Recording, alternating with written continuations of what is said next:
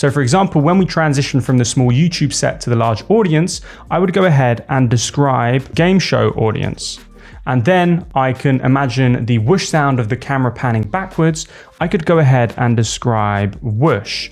And I want to do this for all of the sound effects and sounds I imagine hearing within my transition.